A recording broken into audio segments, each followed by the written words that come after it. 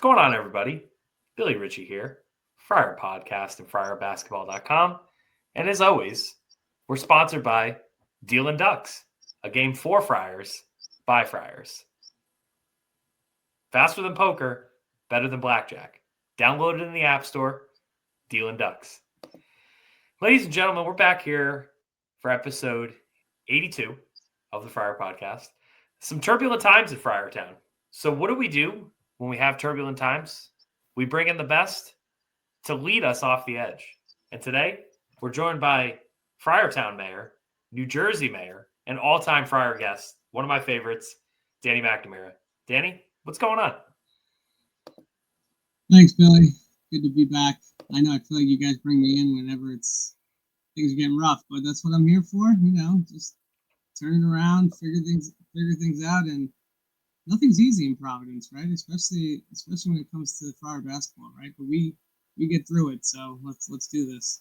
Yeah, no, and obviously we have to start with the 97-88 loss to Colorado last Friday night. For those who stayed up, it certainly wasn't what we were hoping for, especially considering the defensive intensity in which, as many saw. I asked Kim after the game, what is it going to take for this team to kind of resemble maybe more of the Devin and Josh defensive intensity and defensive identity that we've seen previously. We were talking about this before. There were some things in transition D that can certainly be cleaned up, and Colorado wasn't necessarily like an offensive juggernaut going into the game. What were your impressions of sort of first the defensive side of the ball in the unfortunate loss on Friday night? Yeah, the best way I could put it was scattered, right? And I think this kind of epitomizes the 40 minutes of events in Boulder. I think, right, their guards really got wherever they wanted for the most part, whether they were trying to score in the lane or kick it out to shooters. I feel like our bigs were kind of stuck for the most part in no man's land. They didn't know whether to go up or kind of stay back a bit. And it just kind of led to an onslaught from Colorado for most of the night. And even though the offense was flowing, like we talked about right earlier before we jumped on here, right? The offense looked good in stretches, but it's tough to keep up when the transition defense is struggling, right? You're not getting offensive rebounds, and you have 2 or 3 guys trying to go for it, and Colorado's already got 2-3 guys on the wings kind of running down the other way.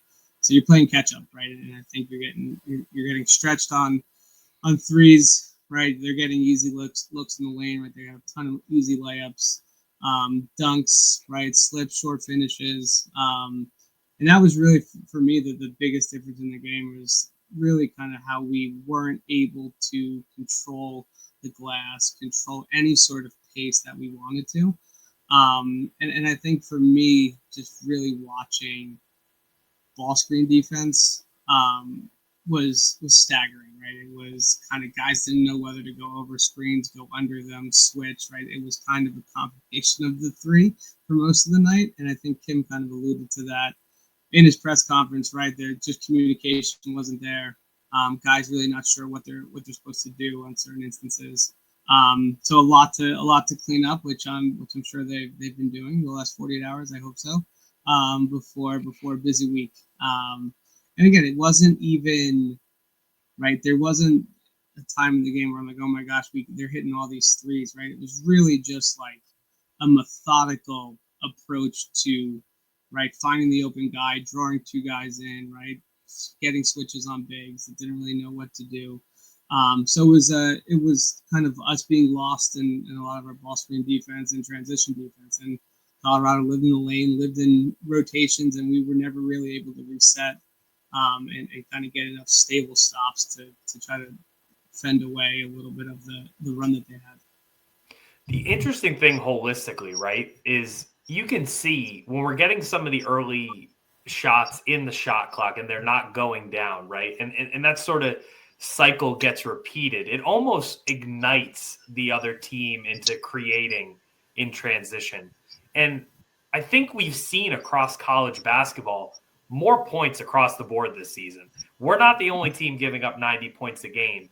But at the end of the day, I mean, after 3 games, especially with really not the best competition offensively, and we're giving up 90 points a game, I'm just curious how we can now flip that switch and bring that defensive intensity, right? And I think, one of the first pieces of that is getting taller on defense. That the lineup of Mila, Jameer, Oswin, Duncan, I think when you see those 4 guys out on the floor, we could be a little bit more imposing, right?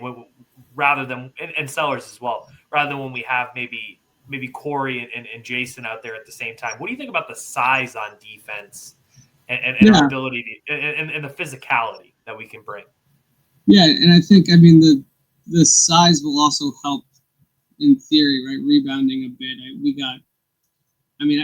It's tough when you have 2-3 guys going for rebounds on the offensive end, and they have 1 or 2, and it's just a numbers game, right? It's just right. If you have 3 guys in the paint and they have 1 or 2 trying to get a rebound and they get it and they break, right? You're dead, right? For lack of a better term, they're running. So I think, I think in theory, right, trying to be bigger and longer, but again, that I struggle with saying let's just go big, because the switching could be a nightmare if teams are going more guard heavy. Switches could be a nightmare for us, and especially shooting. Right? And we've seen that Sellers can score a lot. We've seen Jameer, right, his efficiency inside, and we've even seen Ryan, right, the last couple games getting the start and finishing inside. So it's trying to balance, right, how much we need to score versus how much we need to stop the other team from scoring. But yeah, I like your thought process. I don't think there's anything to show me that says, okay, we shouldn't try this, right? We should just. I think it's tomorrow night's a great example. Tuesday, November 18th against UNH, right? Try different things before you get to Saturday against another high major. So I think it's just trying to figure out lineups, rotations, and then again, right? It's harder on players, right? If you're getting 5 minutes here, 5 minutes there, not being able to really get in the rhythm. Like the Colorado game, just to go back to it quickly, right? Jalen Sellers had 2 made field goals, but he made 10 free throws, right? So he got to the line, but he wasn't getting efficient looks from the field to score and knock things down. So it's kind of the thing you need to weigh when you kind of pull guys in, pull guys out. But yeah, I mean, it's the front court depth coming in. I think was one of the biggest talks of the offseason for us. Right? I think just last year it was really for us is just having Oswin and no one else. So I think Cole was supposed to kind of come in and play that role. I think Duncan Powell a bit too, but I know he's had a bit of an injury, but I still think in our best Friar team has Oswin in there and has Powell kind of a stretch forward, right? I think another thing, we really haven't had a big guy that can stretch the floor, which also kind of clogs things down a bit. So there's obviously a lot to work on, like we said. I just think that there's too much talent to go around for us to not be able to compete defensively night in, night out. Yeah, as we go into Big East play, I think the big play is going to be really important, right? Yeah. We got out rebounded and points in the paint. We gave up about 50 to Colorado, unfortunately, on Friday night, right? And I think obviously Cole's got to be a huge piece of that, being in that backup center role. But Duncan's ability to space out doesn't mean that he can't board as well, right? I know that's not why we necessarily brought him in, but again, if we have a larger lineup out there that I think that can support him in that, I think that's something we can work with. Let's talk about the freshmen specifically, right? Like these freshmen are here in a world in NIL, right, where we're not seeing a lot of freshmen get meaningful minutes. Both Stefan and Jameer, and even shout out Jalen Harrell in the Penn game. He made a nice and 1-3, and he had another 3 as well off a laser beam from Jameer to the corner. But let's talk about Jameer and Stefan. Mm-hmm. Both very impressive so far. Stefan's ability to just come in, be confident, create his ability to off the dribble, pull up threes, right? And Jameer, obviously, his ability to get to the rim. Has this been even more than you thought that they would provide right off the bat? Yeah, I think it's the biggest bright spot so far this season is the play of Steph and Jameer. I think for me going into the year, probably expected more from Jameer, just given kind of his recruiting profile and being able to see kind of a bunch of his games in full last year, kind of as he played at an elite high school level. And I think for Vox, it was kind of like grainy videos coming out. We were like, oh my gosh, is this real? What's this competition like? But the two of them have been tremendous, and I mean, I just can't go. I think you kind of have to go back to David Duke and AJ Reeves, where you come into the year like, oh my gosh, these two freshmen are going to play such a pivotal role for a team. But yeah, Vox is really he's long, he's smooth, he kind of just walks like he's going to score, and he belongs on the court. Doesn't play like a freshman. You can just tell by the way he kind of walks around the floor, runs around the floor, looks for his shot, calls for the ball. That he's scored at a high level against a lot of good players in his life so far. And again, he can score at all three levels. He's long, right?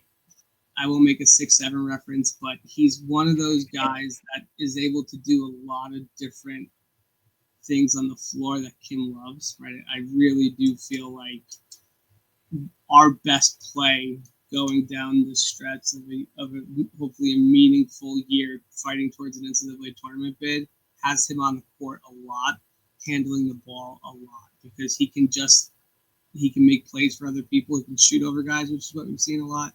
And he continues to be a matchup problem, right? He's a guy, he's too quick for bigger forwards, and he's way too big for scoring guards. And he has the utmost confidence to continue to shoot. So I think you're going to continue to see him scoring at a high clip. And I think Jameer, right, one of the things that he came into the year, and everyone was really worried about his shooting. He's been super efficient this year. He's really finishing a lot around the rim. I think he needs to kind of be involved more in some ball screen actions and letting him kind of operate kind of inside around that kind of free throw line area. And just because he's so big and so strong for his age, and he has such a good finishing ability. I've seen him knock down a bunch of threes in practices, so I'm one of those people that thinks he can shoot 35+% from three with enough reps. So again, just the two of them have been really tremendous so far, and really get you excited thinking about the future in Friartown. I know it's really a year-to-year type of business in the world of NIL, but it's hard not to be excited for these two based on how they've played so far this year. Yeah, I think, especially comparative to last year, you see Stefan come in the game and that pro background, right? His ability to catch and be dangerous right off the catch. It's both learned from his time in the Estonia Pro leagues, but also he inherently has something special in him where he wants the ball, right? And that's something I don't know if you can always teach. With Jameer, I mean, yeah, his athleticism has been elite, but he did make a three in the Colorado game, and he has shown signs of feeling the offense more as the game, as we've had 4 games, right? Feeling the play sort of come to him, knowing when to cut, knowing when to get to the basket. So, I mean, really looking forward to seeing what the both of them can continue to create and grow as we go through the season. But I want to shout out Edwards and Sellers as well, because I mean, scoring wise, I mean, we did bring them in to be primary scorers, right? Let's be honest, right? And I think both have been in spurts exactly what we thought they would be. It's just the defensive side. We've seen, transition D not be there, overall defensive intensity not be there. So it's kind of getting erased. But what have you thought of both Edwards and Sellers offensively so far? Yeah, I think I'll start with Edwards first.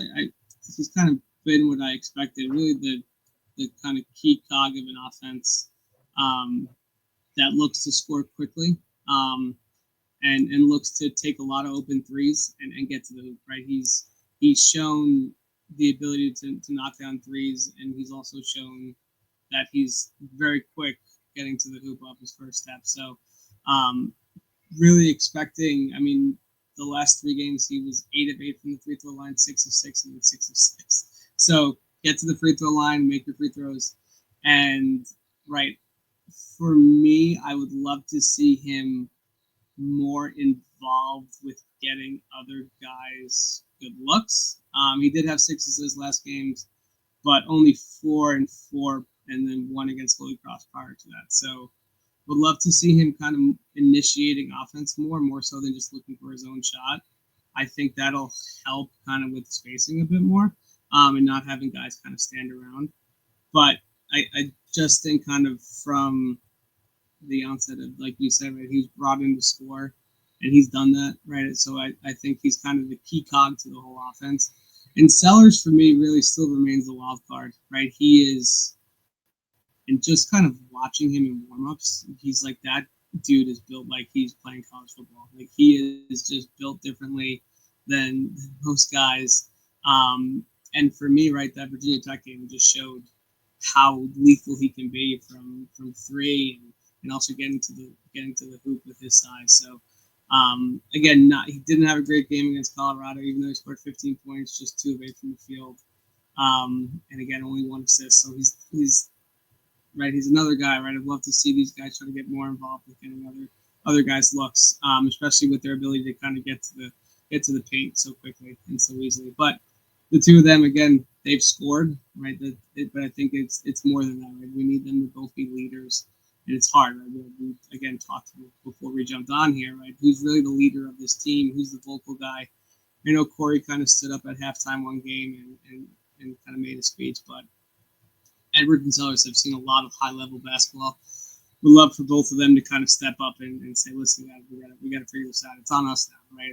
The coaching staff has given us everything we've needed to be successful, putting us in good spots, but it's on us to execute. So again, hopefully going forward, more of that. Both of them, again, foul trouble for both of them last game, kind of limited Sellers minutes. He only played 18 minutes the other night. So again, that's going to be a struggle if he's getting less than 20 minutes a game. For sure. All right, let's go. Let's do some fun rapid fire here before we go into the UNH game. Who is somebody that you've been impressed with this season that you're excited to see them continue to grow as the season goes along? Give me your one person. Yeah, I would have to say Vox. I think for me, maybe a cop-out answer because I'm sure a lot of people would pick that. It's not like under the radar or secretive. But he really, like, his ability to score is just second to none, it feels like, for me on this team. He kind of gives you a good mix of what Sellers and Edwards can provide. And even some of the drives that Mila's had the last couple of games starting, he's really done great getting into the paint. And I would love to see Vox do more of that, just because I think he's so big and he does have a deceivingly quick kind of first step. But really excited to see kind of how he progresses. Again, this is kind of his played 4 college basketball games in his life, and everyone's like, oh my gosh, this guy's, where is he on draft boards in a year or two? So for me, it's just exciting to see him, and I think how he progresses on the defensive end as well. Right, he was. I didn't think he was bad against Virginia Tech. I think he was really trying to fight off over ball screens a lot more than some of the other guys. And again, I don't know if that's directed at them or not, but he looked to be kind of one of the only guys trying to fight over ball screens in that game. And I think his length is going to be a problem against guys in the league. I think generally the Big East doesn't have the type of size and length that other power conferences do. So I'm excited to see how he matches up once you get into league play. And again, he seems built for his size as well. I know he had some time off during the summer with a knee injury, so he obviously hit the weight room a bit because he looks game ready. So I'm excited for him and how he progresses the rest of the year. And it's more than just a blip. I think at this point, it's more than just like, oh, they found this guy, he's exciting, right? He shoots a ton of threes, he has unlimited range. I think it's more like, how do we get him to be efficient? How do we get him to flow within an offense? How do we get him to buy in on defense, rebound, and push the pace? I think all of those things, as the year goes on, are exciting. For me, it's been Ryan Mila, if we're not going to go with Vox, because his ability to play with pace but in control is just such a good fit for Kim, right? And his ability to go inside out as he's worked on his three-point shot, again, is perfect for Kim. So I'm really excited to see Ryan continue to flourish, whether he's starting or whether he's coming off the bench. And gotta love his team-first attitude of, I don't care whether I'm starting or I'm coming off the bench, I'm going to bring it every night. His loyalty to the program and his loyalty to Kim have been duly noted. Love Ryan Mila. Love what he's doing. And yeah, I'm excited to see him continue to grow this season. As you know, he could have been a guy who was an odd man out, and he is more than cemented his playing time and his ability to be effective on this team. Yeah, it was great to see him hit those threes at the end of the Penn game too. It was kind of like, oh wow, what do we have here? What else can we unlock with his game, which I think he's obviously been working on. So I agree with you. I'm excited for his progression as we go. What is the one thing this team needs to figure out right away? How to get a rebound and how to get a stop.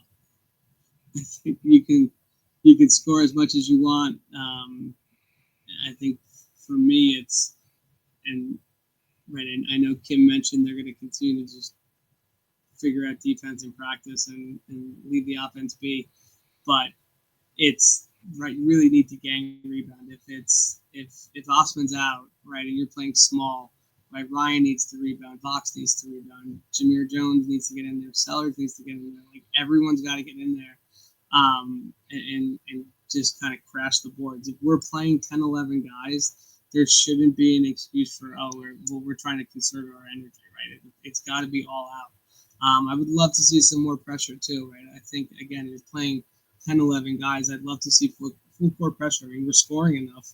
So it's right, how to efficiently do that, and how to have two guys kind of up in the backboard and then have everyone else kind of play back in it. But yeah, it's rebounding and getting a stop. We got to figure out our defensive identity. If it's playing in some zone, right? How do we throw that in? How do we mix things up, right? To try to throw teams off with our length, like we said, on the perimeter, right? Is it just trying to slow teams down a bit? But yeah, we gotta do something different, because through 4 games, even I'll say 4 games, it's not where it should be with this level of talent on this team and size, right? I mean, these you pointed out, right? You could play a lineup with everyone over 6'4", 6'5", right? So there's no excuse to not go in there and get rebounds. I think rebounding, there's many quotes attributed to it, but I think it's just will and want to, right? For a large portion of it, right? Find a guy, put a body on him, get the rebound, and let's go, right? I think it's and defensive identity, right? Are we switching? Are we going over ball screens? Are we dropping? Right? What is our identity on ball screen defense? What's our identity when teams are in transition? What we need to just kind of understand that as a team collectively, right? Talk more, right? And I would love to see and love to hear Osman down low calling out things, right? He's the anchor of the team, anchor of the defense. He's got to be calling out stuff, right? I think that's a big piece of this as well.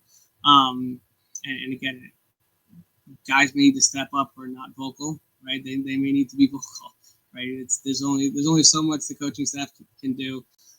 But excited, like you said, to see how this new in quote defense works Saturday against Penn State, and even tomorrow against UNH.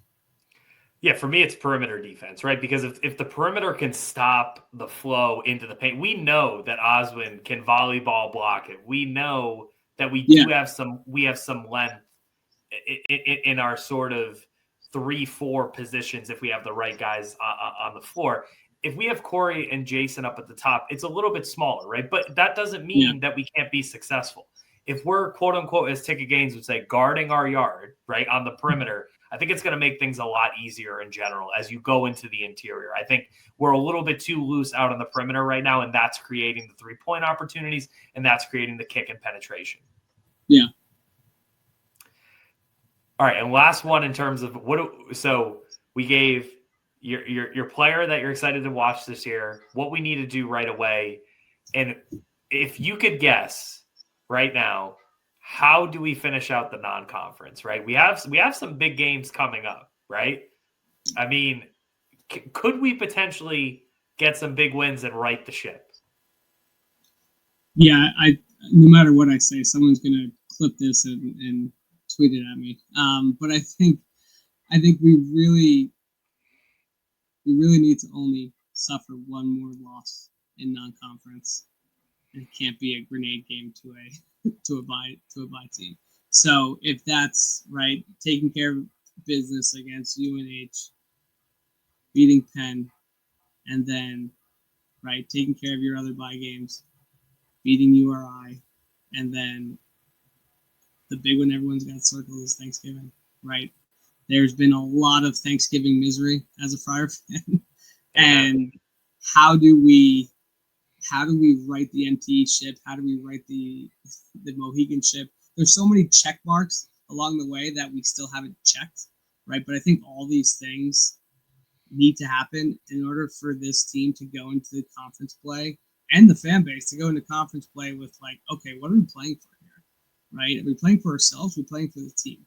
So I think for me, it's winning out and only losing one more game, whether that's to lose to Wisconsin and then beat TCU, whether that's beating Wisconsin and losing to Florida, whether that's winning your MTE and losing to Penn State. Any of those combinations, the last one probably being the least likely, right? I think it's how do you get to conference play with just 3 losses? I think is the biggest thing for this team, and the confidence of the guys. Right? I think it's no one likes losing, right? And Edwards won a lot last year, right? And Jameer Jones has won his whole life. Stephen Bach's probably won a ton in Estonia. So like these guys are not used to losing. So I think even for them to kind of go into conference play with some sort of confidence. For me, it's right. How do you find a way to lose one more game the rest of the way before that opening Big East game? The non-conference for me has been, if you're a Star Wars fan, Admiral Akbar, it's a trap for so many years because so many teams don't want to come and play us here, right? Mm-hmm. So we're already at that disadvantage. Getting home and homes has been very tough. So then we have to go into these neutral site opportunities. And even during the Cooley era, we had big losses on neutral site tournament games as well. So this is not new. And I think what could be so interesting right now is we're sitting here on the eve of the New Hampshire game and we're down, right? I think we're not where we thought we would be, right? Which is fair to say. Doesn't mean we're out. Right. That's why we're live at Brad's, because we need to sit down. We need to have beer. We need to have Friartown Golden Ale, which I had. It's absolutely delicious. Shout it out. I know Danny's excited to try it. But we're a little down right now. But guess what? If we beat Wisconsin and then we beat Florida, and that's not even just being optimistic. I'm talking like in general. If we were to take those 2 games, we're right back. Right. Yeah. So I am curious. How do we look again? UNH, I think we'll be fine. We only have 1 career loss against them. I hope we'll be fine, right? URI is never a guarantee, right? But it's home this year, and we like that a lot better. And then, then we kind of you have Brown, you have Fairleigh Dickinson, right? I mean, we can take care of those games. The point is, we do have an opportunity against 2 really big opponents, and we've taken out Wisconsin before. And Florida, I still always think of that Barclays game, and it makes me really sad. Yeah. So I want to forget that game for the rest of my life. And if we were to beat Florida this time, it would officially cement that memory out of my head forever. Yeah, I think right. If you beat Penn State and then you beat Wisconsin, you kind of go into that Florida game with like, this may sound crazy, but it's kind of like house money, right? You're playing a team that no one's going to expect you to win. They just won a national championship. They're still highly ranked. They brought a lot of guys back, right? So it's kind of like a house money game if you can find a way to beat Penn State and Wisconsin, right? And I think really I'll go back to figuring out the defense. Wisconsin plays slow, runs a lot of ball screens. Like you said, high ball screens on the perimeter, right? How do we figure that out? If that doesn't get cleaned up by then, we're in a heap of trouble. So again, right? How do you get into conference play with just one more loss, and go from there? Yeah. All right, we're on to UNH tomorrow night. I don't expect you to have any scout on them. I barely do myself. I think what would be a fair win for us to kind of come away, to be confident again, right? That we're getting our mojo back a little bit. Is it 20? Is it 30? Is it a certain type of percentage on offense? I mean, I would hope, this is from my side, right? I would hope that we are not points in the paint, rebounding, bench points. Those are three huge markers for us, right? If the bench is scoring, that's great. If the backup big play is up, that's great, right? Those are a couple different things that I'm going to be looking for tomorrow night. How about you, Danny? Yeah, well, I would have said that our game against Penn the other night was a good kind of segue into the Colorado game, just based on how we finished and how we kind of really extended that lead at the end of the game. For me, I think the KenPom line is around, I think it's 25, right? So I'm assuming the spread's probably going to be around there, maybe a couple points higher. So cover the KenPom spread. Really just come out and assert your will against them on. I'm going to say start with the defensive end because they've had a couple games, I think, under like 50 points. This year, I think they only scored like 44 against Clemson. But it's really, for me, I'm intrigued to see how we play in the defensive end. I know we're going to score. We're probably going to score a lot. We may score 100 again, but if they score 70, 80 points, I think everyone should be disappointed because that is unacceptable as we head into another big game against a Big Ten team this weekend. So I'm going to be really focused on how we play defensively and how we pressure them. I think that's the biggest takeaway, right? It's great if we score 90 points, but again, you give up 70 or 80 points against this team, that's not a good omen for the rest of the year. I think just kind of looking at preliminary like heat maps against them, this is again me talking more about offense. Their defense really is probably not going to be able to slow us down. So hopefully we can work on pressing. Hopefully we can work on some things that we mentioned earlier, right, on the defensive end, perimeter defense, rebounding, right, slowing down transition, all these things that you kind of can practice, quote unquote, in games like this, rotations as well, as you prepare for kind of the biggest stretch of your season so far in non-conference play. Yeah, it's well said. Well, there's no place like home. There's no place like getting back home, after a tough road trip. I'm sure the guys are excited not to play in altitude. I'm sure they're excited to be back home and ready to right the ship. Danny, anything for the fans before we hop, my man? Always love chatting with you. I think you're exactly the type of Friar fan we need. And the up times and the down times, you're going to bring it. You're going to bring a realistic picture, and you're going to keep us grounded when we need it. So I always appreciate that.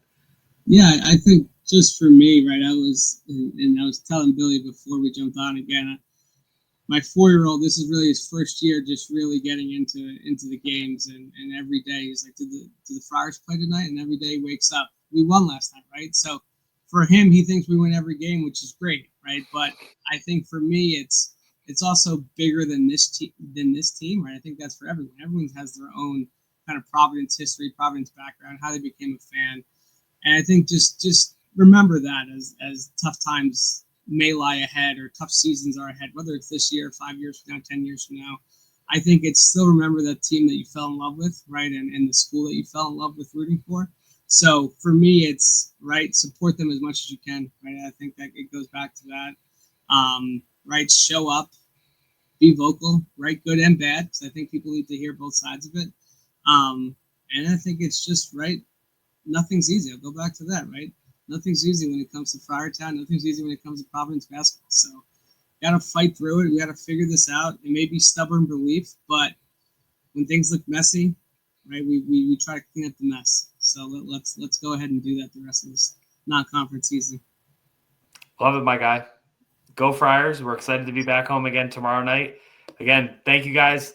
By the way, 5 years of the Friar podcast. That's why we're unveiling this new sort of world of a video podcast, and we couldn't be more excited to be still here 5 years later. I remember when I put out the first episode and I was like, wow, people are actually listening to this.